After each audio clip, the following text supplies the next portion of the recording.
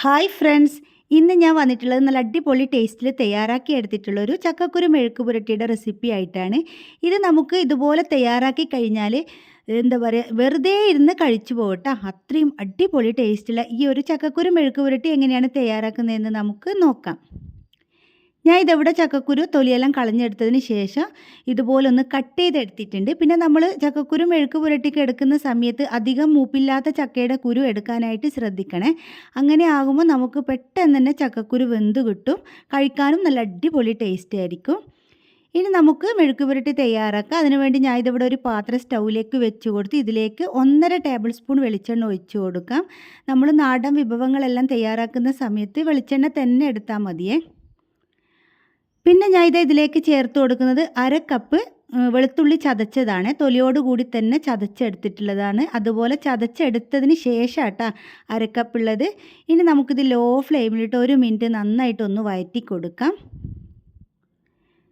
അപ്പോൾ എൻ്റെ വീഡിയോ നിങ്ങൾ ഇതുവരെ സബ്സ്ക്രൈബ് ചെയ്യാതെയാണ് കണ്ടിട്ടുണ്ടെങ്കിൽ പ്ലീസ് ഇപ്പം തന്നെ ഒന്ന് സബ്സ്ക്രൈബ് ചെയ്ത് സപ്പോർട്ട് ചെയ്യണേ. അങ്ങനെ ഇതാ നമ്മുടെ വെളുത്തുള്ളിയെല്ലാം നന്നായിട്ടൊന്ന് വഴറ്റി കൊടുത്തിട്ടുണ്ട്. ഇനി നമുക്കിതിലേക്ക് ഒരു മീഡിയം സൈസ് സവാള നന്നായിട്ട് കനം കുറച്ച് അരിഞ്ഞെടുത്തത് ചേർത്ത് കൊടുക്കാം. ഒപ്പം തന്നെ ഇതിലേക്ക് ഞാൻ ഉപ്പ് കൂടി ചേർത്ത് കൊടുത്തിട്ടുണ്ട്. എന്നിട്ട് നമ്മുടെ സവാള നല്ലതുപോലെ ഒന്ന് വഴറ്റി കൊടുക്കണം. നന്നായിട്ട് സവാള ഒന്ന് സോഫ്റ്റായി വരുന്നത് വരെ നമുക്കിത് വഴറ്റിയെടുക്കാം. അപ്പോൾ സവാള വഴറ്റുന്ന സമയത്ത് ലോ ഫ്ലെയിമിലിട്ടിട്ട് വഴറ്റി കൊടുത്താൽ മതി കേട്ടോ. അങ്ങനെ ഇതാ നമ്മുടെ സവാള നന്നായിട്ട് വഴറ്റി കൊടുത്തിട്ടുണ്ട്. ഇനി ഞാൻ ഇതിലേക്ക് ചേർത്ത് കൊടുക്കുന്നത് കുരുമുളക് പൊടിയാണ്. ഞാൻ ഇവിടെ 1 ടീസ്പൂൺ നിറയെ കുരുമുളക് പൊടി ചേർത്ത് കൊടുക്കുന്നുണ്ട്.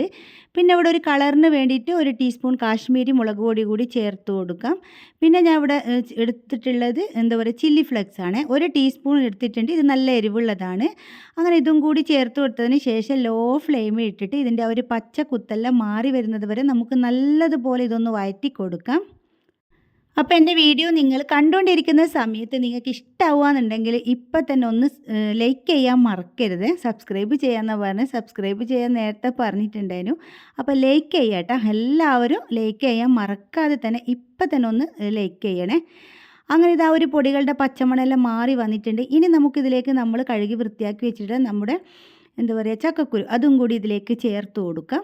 എന്നിട്ട് ഇത് നന്നായിട്ട് ലോ ഫ്ലെയിമിലിട്ടിട്ട് നമുക്കൊരു 2 മിനിറ്റ് ഇതുപോലൊന്ന് വഴറ്റി കൊടുക്കണം.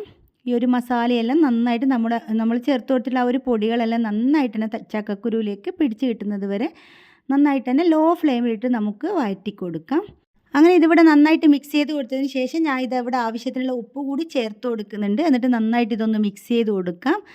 അപ്പോൾ നേരത്തെ നമ്മൾ ഉപ്പ് ചേർത്ത് കൊടുത്തിട്ടുള്ളത് സവാളക്ക് മാത്രമുള്ള ഉപ്പേ ചേർത്ത് കൊടുത്തിട്ടുള്ളൂ. പിന്നെ ഇതിലേക്ക് ഒരു 2 ടേബിൾ സ്പൂൺ ചൂടുവെള്ളം കൂടി ഒഴിച്ച് കൊടുത്തിട്ടുണ്ട്.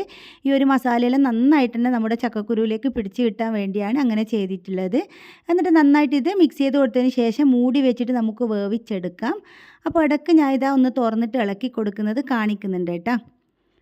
അപ്പോൾ ഞാൻ ഇവിടെ 2-3 പ്രാവശ്യം തുറന്നിട്ട് ഇളക്കി കൊടുക്കുന്നുണ്ട്. അത് മുഴുവനൊന്നും കാണിക്കുന്നില്ല. മുഴുവനും കാണിക്കുന്ന സമയത്ത് നിങ്ങൾക്കും അതൊരു മടുപ്പായിരിക്കും. അതുകൊണ്ടാണ് ഞാൻ ഒരു പ്രാവശ്യം മാത്രമേ കാണിക്കുന്നുള്ളൂ. എന്നിട്ട് വീണ്ടും ഇതവിടെ മൂടി വെച്ച് കൊടുത്ത് അപ്പോൾ ഈ ഒരു സമയത്തിന് ശേഷമാണ് ഞാൻ 2-3 പ്രാവശ്യം തുറന്നിട്ട് ഇളക്കി കൊടുത്തിട്ടുള്ളത്.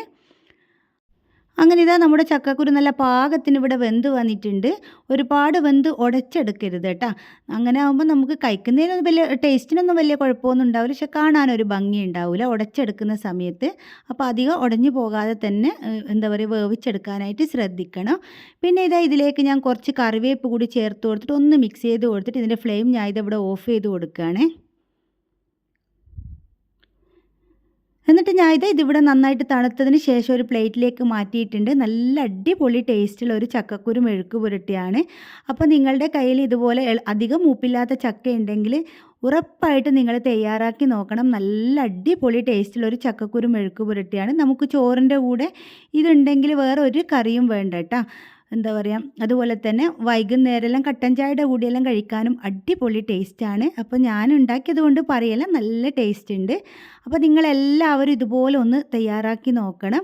അപ്പോൾ എൻ്റെ വീഡിയോ നിങ്ങൾക്ക് ഇഷ്ടമായിട്ടുണ്ടാവുമെന്ന് വിചാരിക്കുന്നു. ഇഷ്ടപ്പെട്ടിട്ടുണ്ടെങ്കിൽ എന്നും പറയുന്നത് പോലെ തന്നെ ലൈക്ക് ചെയ്യാനും ഷെയർ ചെയ്യാനും സബ്സ്ക്രൈബ് ചെയ്യാനും ഒന്നും മറക്കരുത്. നിങ്ങളുടെ കുക്കിംഗ് ഇഷ്ടപ്പെടുന്ന എല്ലാ ഫ്രണ്ട്സിനും അതുപോലെ ഫാമിലിക്കൊക്കെ ഒന്ന് ഷെയർ ചെയ്ത് കൊടുത്ത് സപ്പോർട്ട് ചെയ്യണം കേട്ടോ. പുതിയൊരു വീഡിയോ ആയിട്ട് നമുക്ക് വീണ്ടും കാണാം.